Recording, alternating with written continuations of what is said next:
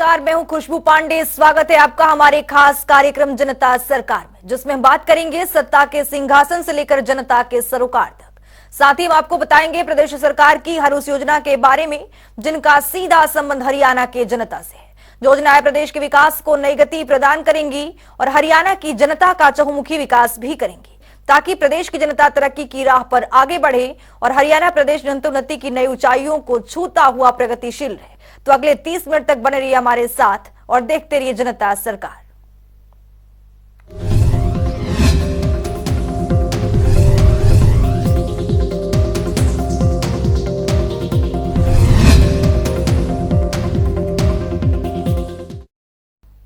हरियाणा के मुख्यमंत्री मनोहर लाल की अध्यक्षता में शुक्रवार को high power land purchase committee की बैठक हुई।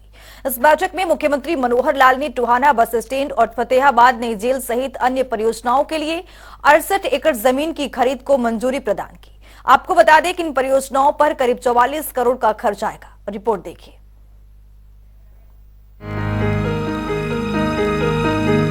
हरियाणा की मनोहर सरकार के कुशल नेतृत्व में प्रदेश नई ऊंचाइयों को छूता हुआ प्रगतिशील होता जा रहा है। मुख्यमंत्री मनोहर लाल का मुख्य उद्देश्य है कि प्रदेश की जनता हर क्षेत्र में तरक्की कर सके। इन सबको ध्यान में रखते हुए मुख्यमंत्री मनोहर लाल समय समय पर बैठक कर योजनाओं का समीक्षा करते रहते हैं और बैठक में प्रदेश के हित के लिए कई महत्वपूर्ण विषयों पर मंथन करते हैं। इसी कड़ी में मुख्यमंत्री मनोहर लाल ने शुक्रवार को high power land purchase committee की बैठक की। इस बैठक में टोहाना बस स्टैंड और फतेहाबाद नई जेल सहित कई परियोजनाओं के लिए 68 एकड़ जमीन की खरीद को मंजूरी दी गई, जिससे प्रदेश एक नई ऊंचाइयों को छू सके। वहीं वीडियो कॉन्फ्रेंसिंग के माध्यम से प्रस्तावित सरकारी परियोजनाओं के लिए अपनी जमीन देने वाले भूमालिकों ने भी बैठक में हिस्सा लिया। मुख्यमंत्री ने वीडियो कॉन्फ्रेंसिंग के माध्यम से बैठक में जुड़े संबंधित जिला उपायुक्तों को निर्देश देते हुए कहा कि भूमालिक द्वारा उनकी सहमति से दी गई भूमि खरीदने के बाद प्रस्तावित परियोजनाओं के क्रियान्वयन में तेजी लाई जाए। बैठक में जिला फतेहाबाद में नए जिला जेल के लिए 45 एकड़ और टोहाना में नए बस स्टैंड के लिए 6 एकड़ भूमि की खरीद को मंजूरी दी गई। तो चलिए ग्राफिक्स के जरिए समझते हैं कि बैठक में किन किन जिलों में भूमि की खरीद को मंजूरी दी गई है। मुख्यमंत्री मनोहर लाल की अध्यक्षता में high power land purchase committee की बैठक हुई। बैठक में टोहाना बस स्टैंड और फतेहाबाद नई जेल परियोजनाओं को मंजूरी मिली। बैठक में अन्य परियोजनाओं के लिए 68 एकड़ जमीन पर खरीद को मंजूरी मिली। करीब 44 करोड़ रुपए की लागत से इन परियोजनाओं की खरीद को मंजूरी मिली। आरओबी को 4 लेन करने के लिए 0.89 एकड़ जमीन की खरीद को मिली स्वीकृति। करनाल में बने एसटीपी के विस्तार के लिए 0.42 एकड़ भूमि की खरीद को मंजूरी मिली। अंबाला जिला में ट्रांगरी नदी पर सड़क के निर्माण के लिए 2.60 एकड़ को स्वीकृति मिली। हिसार जिले में सड़क को चौड़ा करने के लिए 5 एकड़ को स्वीकृति मिली। अंबाला सहारनपुर रेलवे लाइन पर 2 लेन आरओबी के निर्माण के लिए 3.1 एकड़ को मंजूरी मिली। कन्नौर में त्योड़ी से बजाना कला तक नई सड़क के निर्माण के लिए 3 एकड़ को स्वीकृति मिली। जिला सोनीपत में नरेला रेलवे स्टेशन के निकट 2 लेन आरओबी बनाने के लिए मंजूरी दी गई। इसके साथ ही मुख्यमंत्री ने भूमालिकों से बातचीत करते हुए कहा कि उनके इलाके में सरकारी परियोजनाओं के विकास से उनके साथ साथ आसपास के गांवों को भी काफी फायदा होगा और निश्चित रूप से विकास के साथ साथ रोजगार, व्यवसाय जैसे कई अन्य अवसरों के द्वार भी खुलेंगे। वहीं इस बैठक में मुख्य सचिव संजीव कौशल, मुख्यमंत्री के मुख्य प्रधान सचिव डी.एस. ढेसी, गृह एवं जेल विभाग के अतिरिक्त मुख्य सचिव टी.वी. प्रसाद सहित अन्य वरिष्ठ अधिकारी भी मौजूद रहे। जनता टीवी के लिए चंडीगढ़ से पवन सिवर की रिपोर्ट। हरियाणा के वर्तमान सरकार प्रदेश को आगे बढ़ाने के लिए हर मुमकिन कदम उठा रही है। मुख्यमंत्री मनोहर लाल का सोच है कि प्रदेश का चहुमुखी विकास हो और हरियाणा हर क्षेत्र में देश के अग्रणी राज्यों में शुमार हो सके। दरअसल मुख्यमंत्री मनोहर लाल के नेतृत्व में अब गुरुग्राम में ग्लोबल सिटी बनने का रास्ता साफ हो गया है। आपको बता दें कि गुरुग्राम में बनने वाली ग्लोबल सिटी सरकार के प्रमुख परियोजनाओं में से एक है। रिपोर्ट देखिए। हरियाणा के मुख्यमंत्री मनोहर लाल प्रदेश के हित में कई बड़े और कड़े फैसले लेते रहते हैं। मुख्यमंत्री मनोहर लाल की दूरगामी सोच के चलते प्रदेश के नागरिकों का चहुमुखी विकास हो रहा है। इन सब की बानगी तब देखने को मिली जब मुख्यमंत्री मनोहर लाल ने गुरुग्राम में ग्लोबल सिटी बनाने की ओर अग्रसर हो रहे हैं। वहीं गुरुग्राम में हरियाणा राज्य औद्योगिक एवं अवसंरचना विकास निगम की जमीन पर ग्लोबल सिटी बनने का रास्ता साफ हो गया है। दरअसल गुरुग्राम में बनने वाली ग्लोबल सिटी सरकार की प्रमुख परियोजनाओं में से एक है। ग्लोबल सिटी को लेकर 900 करोड़ की विकास कार्यों के टेंडर पहले ही हो चुके हैं। इसके अलावा मुख्यमंत्री मनोहर लाल भी जगह का दौरा कर चुके हैं। मुख्यमंत्री का कहना है कि ग्लोबल सिटी हरियाणा के विकास में मील का पत्थर साबित होगा। उन्होंने गुरुग्राम को ग्लोबल मैप पर आइकन सिटी बताते हुए कहा कि यहाँ पर दुनिया की 500 फॉर्चून कंपनियों में से 400 कंपनियों के कार्यालय है और ये अब अंतर्राष्ट्रीय शहर हो गया है। मुख्यमंत्री मनोहर लाल ने कहा कि गुरुग्राम और 9 जिलों में अरावली पर्वत श्रृंखला में लगभग 10,000 एकड़ में विश्व की सबसे बड़ी जंगल सफारी भी विकसित होगी, जहां पर जंगली जानवरों को रखा जाएगा। मुख्यमंत्री मनोहर लाल के नेतृत्व में गुरुग्राम जिला के गांव खंडसा, नरसिंहपुर, मोहम्मदपुर झाड़सा, गड़ौली खुर्द और गढ़ी हरसुरू में HSIIDC की 1003 एकड़ भूमि का उपयोग ग्लोबल सिटी के मेगा प्रोजेक्ट के विकास के लिए किया जा रहा है। ग्लोबल सिटी में HSIIDC डेवलपर है। HSIIDC द्वारा सड़क, पानी और अन्य व्यवस्था मुहैया करवाई जाएगी। प्लॉट पर निर्माण निवेश करने वाली कंपनियों द्वारा ही किया जा रहा है। ग्लोबल सिटी में मिक्स लैंड के फॉर्मेट पर प्लॉट्स की ऑक्शन की जाएगी। जनता टीवी के लिए चंडीगढ़ से पवन सिवर की रिपोर्ट।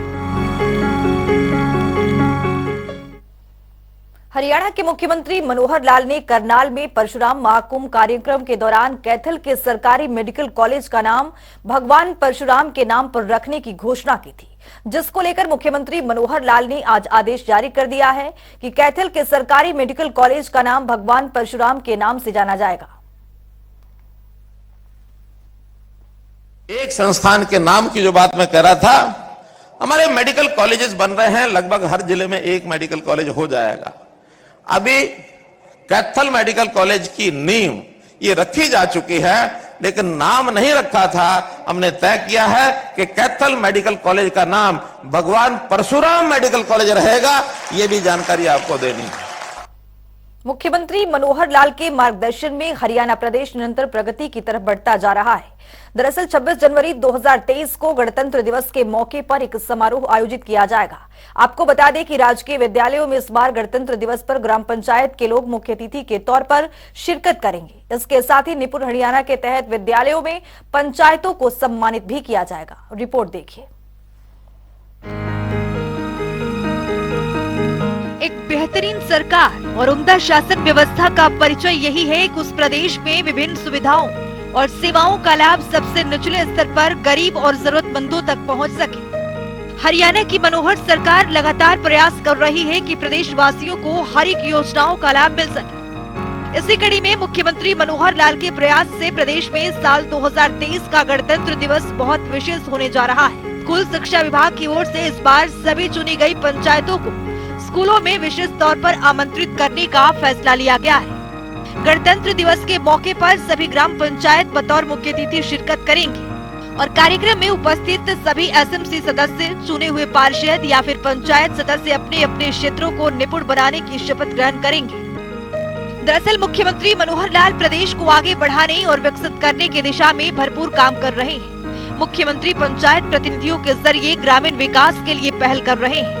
आपको बता दें कि मुख्यमंत्री के इस विजन को देखते हुए इस बार गणतंत्र दिवस राष्ट्रीय शिक्षा नीति 2020 से जुड़कर मनाया जा रहा है। निपुण भारत और निपुण हरियाणा के तहत बुनियादी साक्षरता और संख्या ज्ञान को हर स्तर पर लागू करने के लिए एक और जहां सामाजिक संस्थाओं को जोड़ा जा रहा है, तो वहीं दूसरी तरफ चुनी गई ग्राम पंचायतों की सहभागिता भी इसमें सुनिश्चित की जा रही है। मुख्यमंत्री मनोहर लाल ने प्रदेश के बेटियों के लिए एक बड़ा फैसला लिया है। दरअसल इस बार के गणतंत्र दिवस के मौके पर विशेष स्थान पाने वाली कॉलेज या स्कूल स्तर पर राष्ट्रीय या अंतर्राष्ट्रीय स्तर पर प्रतियोगिता में भाग लेने वाली और उत्कृष्ट प्रदर्शन करने वाली लड़कियों को विशेष तौर पर सम्मानित किया जाएगा, ताकि प्रदेश में बेटियों का मान सम्मान सुनिश्चित किया जा सके। इसके साथ ही पहले गणतंत्र दिवस के तौर पर जो बच्चे 22 जनवरी 2023 को 1 साल की हो जाएंगे, उनकी माताओं को विशेष तौर पर गणतंत्र दिवस कार्यक्रम में आमंत्रित किया जाएगा।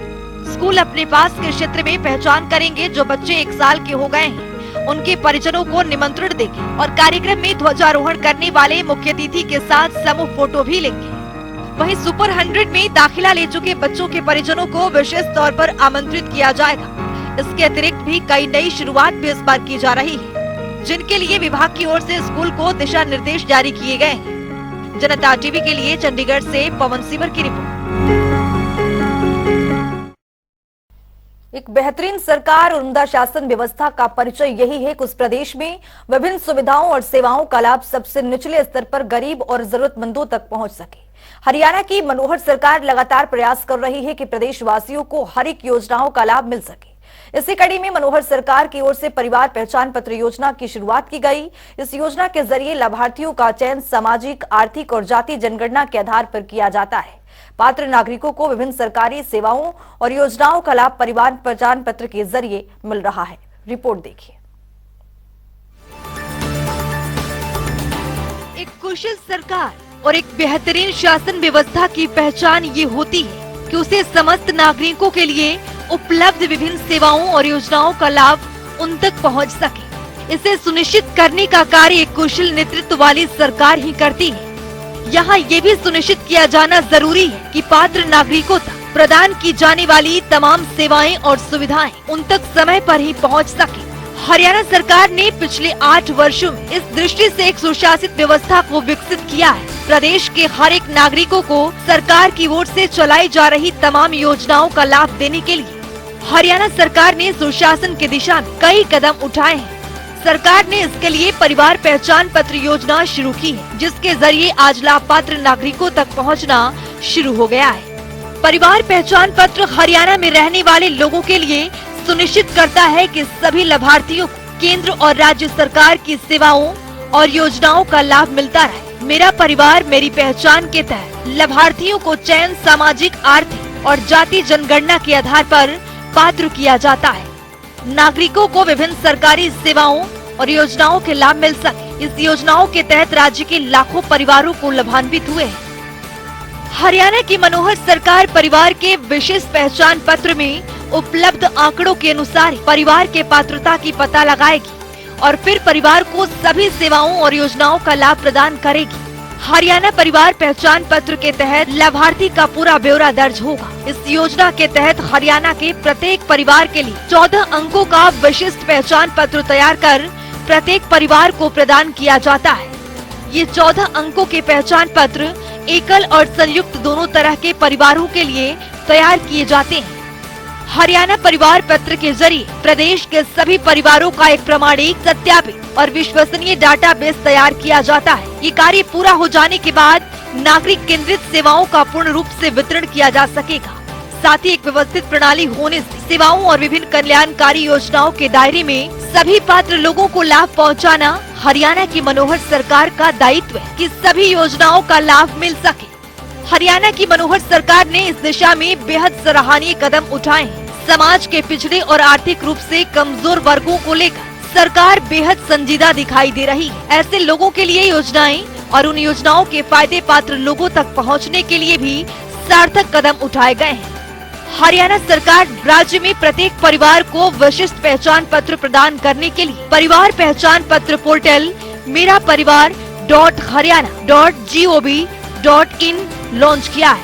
ये पोर्टल सूचना प्रौद्योगिकी का उपयोग करके लोगों को पारदर्शी और सरल तरीके से सरकारी योजनाओं का लाभ देने की सुविधा प्रदान करेगा। इस ऑनलाइन पोर्टल के जरिए प्रदेश के लोग परिवार पहचान पत्र के लिए ऑनलाइन आवेदन कर सकते हैं। इसका लाभ उठाने के लिए उपस्थित हमारे कार्ड धारक बंधु, अन्य सभी उपस्थित सज्जनों, जैसा बताया गया भूमिका में कि जब हम सरकारी कामकाज को देखते हैं, केंद्र सरकार की और प्रदेश सरकार की बहुत सी ऐसी योजनाएं होती हैं, स्कीम्स होती हैं, जिनको बनाया तो जाता है, बजट के समय घोषित किया जाता है, उसको पहुंचाने के लिए अलग अलग विभागों की जिम्मेदारी भी होती है। लेकिन ध्यान में ये आया है कि सभी विभाग इंडिपेंडेंटली अपना अपना काम करते हुए सब डाटा उनका अपने अपने विभागों का अलग अलग होता है और फिर मैनुअल तरीके से वो चीजें आगे नीचे तक ले जाने का प्रयत्न किया जाता है, लेकिन शिकायतें भरमार होती हैं। पात्र व्यक्ति को स्कीम का लाभ मिलता नहीं है और कई बार अपात्र व्यक्ति उस स्कीम का लाभ ले जाते हैं, या कभी कभी डुप्लीकेसी बहुत हो जाती है। एक ही व्यक्ति जिस स्कीम का लाभ नहीं लेना चाहिए उसका ले लेता है और कई बार तो डबल भी ले लेता है। जितनी स्कीमें हैं इनका सब लाभ योग्य व्यक्तियों तक ठीक से पहुंचा दिया जाए, समाज का जो पंक्ति में खड़ा हुआ अंतिम व्यक्ति या अंतिम परिवार, तो स्कीमें इतनी हैं कि मैं समझता हूं बहुत जल्दी गरीब समाज का जो उसकी आवश्यकता है उसकी पूर्ति, उसके हित की चिंता, ये सब हम कर सकते हैं। उसी में से विचार आया था कि क्यों ना आज टेक्नोलॉजी के समय में जो जिस प्रकार प्रौद्योगिकी विकसित हो रही है देश और दुनिया में, इसका लाभ उठा करके क्या हम सब व्यक्तियों की, सब परिवारों की गिनती करके एक जगह नहीं रख सकते और उसका डायनेमिक डाटा नहीं बना सकते। हमारी बहुत स्कीमें होती हैं 10 साल का पिछला जो डाटा होता है उसके ऊपर चलती रहती है। SECC डाटा 2011, उस समय कोई डाटा बन गया होगा, वो ठीक बना गलत बना, आज जो नई स्कीम है उसके आधार पर देते हैं। केंद्र सरकार की ओर से एक निर्देश है, हमारा भी उसमें कोई ऐसा कुछ नहीं, लेकिन इसको क्या हम डायनेमिक डाटा बना करके 10 साल में तो बहुत परिवर्तन हो जाते हैं। एक सामान्य गरीब परिवार काम धाम से, नौकरी से, अपने उद्यम से आगे बढ़ सकता है। शायद उसकी आवश्यकता आज नहीं रही, 10 साल पहले थी, और 10 साल पहले कोई अच्छा परिवार था, संपन्न परिवार था, कोई कारण बन गए होंगे, आज उसकी आवश्यकताएं बढ़ गई, उसको आज कुछ नहीं मिलता है। तो इस बारे में अब उस डायनेमिक डाटा को तैयार करने के लिए इस विषय की शुरुआत की थी।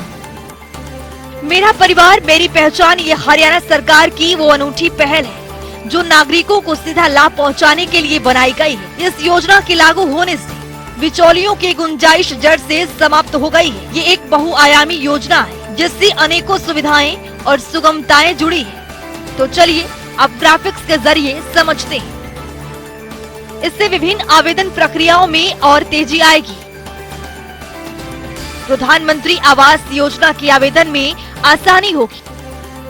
पात्र जन चिकित्सकीय योजनाओं से स्वतः जोड़ सकेंगे। पात्र लोगों की राशन कार्ड आसानी से जारी हो सकेंगे। पात्र लोगों को विभिन्न पेंशन सुविधाओं के दायरे में लाया जा सकेगा। व्यवस्था और नागरिकों के बीच पारदर्शिता कायम होगी। अधिक पात्र लोगों को समाज कल्याण योजनाओं का लाभ मिल पाएगा। लाडली और विवाह शगुन योजनाओं का भी लाभ मिलेगा। कृषि व बागवानी से जुड़े सब्सिडी पात्र लोगों तक पहुंच पाएगी। परिवार के लापता सदस्यों को ट्रैक कर पाने में मददगार साबित होगा। सरकारी नौकरियां पाने में सहायक सिद्ध होगा। विभिन्न छात्रवृत्ति योजनाएं हासिल करने में मददगार होगा। उन सेवाओं का लाभ मिल सकेगा जिसके लिए सिर्फ प्रदेश के नागरिक ही पात्र हैं।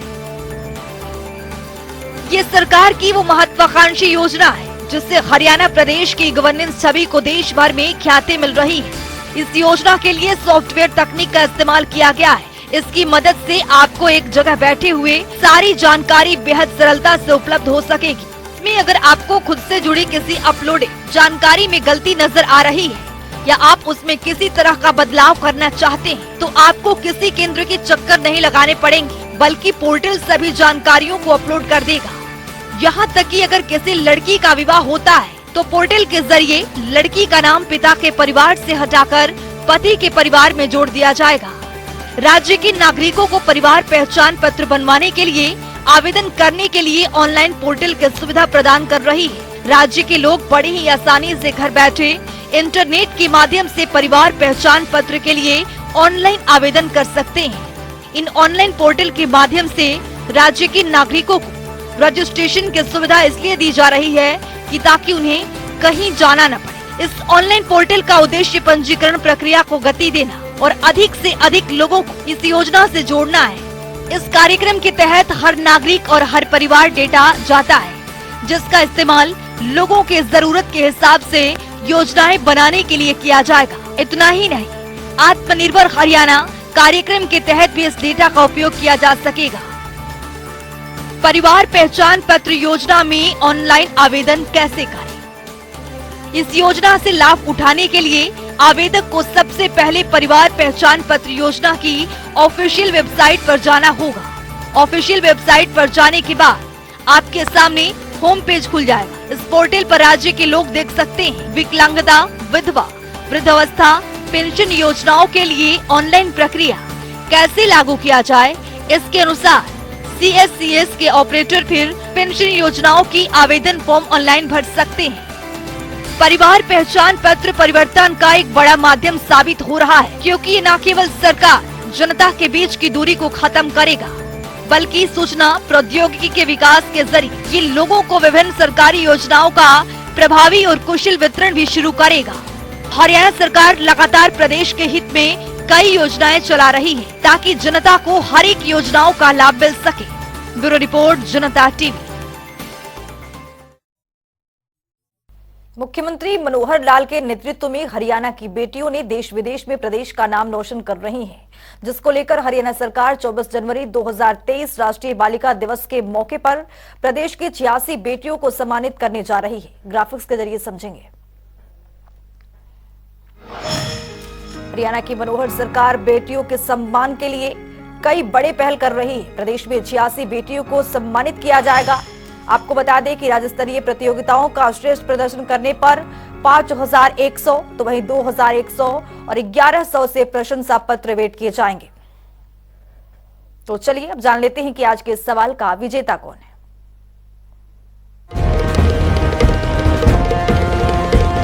जैसा कि आप जानते हैं, हर रोज एक नया सवाल पूछते हैं और सही जवाब देने वाले के नाम और तस्वीर अपने टेलीविजन स्क्रीन पर दिखाते हैं, साथ ही उसको उपहार भी देते हैं। तो चलिए अब जान लेते हैं कि कल का हमारा सवाल क्या था और कौन है इसका विजेता। कल का हमारा सवाल था, हरियाणा सरकार ने गांव के विकास की निगरानी के लिए कौन सी योजना की शुरुआत की थी। इसका सही जवाब है ए, ग्राम रक्षक योजना। इस ढेरों जवाब आए, लेकिन आज के हमारे विजेता हैं फरीदाबाद से विकास पूनिया। विकास, आपको बहुत बहुत बधाई। तो फिर पूछेंगे आज का सवाल, देखते रहिए जनता टीवी।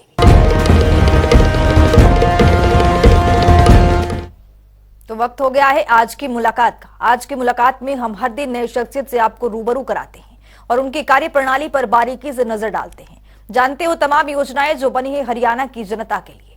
तो वैसे ही शख्सियत से जनता टीवी ने खास बातचीत की है। इनका नाम है सतीश शर्मा, जो कि भिवानी से हरियाणा क्षेत्रीय ग्रामीण बैंक में बैंक मैनेजर के पद पर काबिज हैं। सुनिए।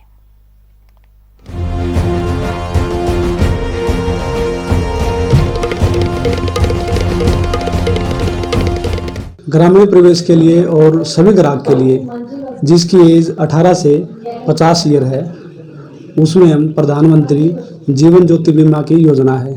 इस योजना के तहत कोई भी अकाउंट होल्डर जो इस एज दायरे में आता है, 436 रुपये में 1 साल का इंश्योरेंस होता है। इस इंश्योरेंस में अगर कोई कैजुअलिटी होती है तो उसकी फैमिली को 2 लाख रुपए मिल जाएंगे। दूसरी स्कीम है बैंक की प्रधानमंत्री सुरक्षा बीमा योजना। इस योजना के तहत 18 to 70 ईयर के जो सिटीजन हैं, जो हमारे अकाउंट होल्डर हैं, वो इनरोल होते हैं। और इस योजना में जो चार्जेज है वो 20 रुपये है। ये आपको एवरी ईयर रिन्यूअल करवाना पड़ेगा। इसमें किसान परिवार या कोई भी परिवार हो, जो भी अकाउंट होल्डर है, और अगर इस स्कीम से वो इनरोल है, और इसमें क्लेम जो रेशो है वो मैक्सिमम फुली क्लेम होता है। सरकार के द्वारा बहुत जल्दी क्लेम प्रोसेस होता है और सभी क्लेम पार्टी के अकाउंट में क्रेडिट होते हैं। और ये जो स्कीमें हैं ये बहुत ही बेनिफिशियल हैं ग्राहक के लिए।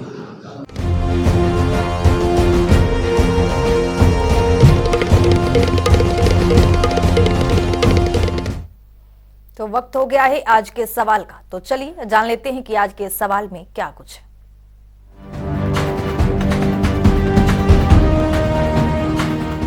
हर रोज की तरह हाजिर हूं आज का सवाल लेकर। जैसा कि आप जानते हैं, हर रोज एक नया सवाल पूछते हैं और सही जवाब देने वाले के नाम और तस्वीर अपने टेलीविजन स्क्रीन पर दिखाते हैं, साथ ही उसको उपहार भी देते हैं। तो चलिए अब नजर डालते हैं आज के सवाल पर। जनसंख्या की दृष्टि से हरियाणा का सबसे बड़ा जिला कौन सा है? ए हिसार, बी भिवानी, सी रोहतक, डी सिरसा। तो दीजिए सही जवाब और बनिए विजेता।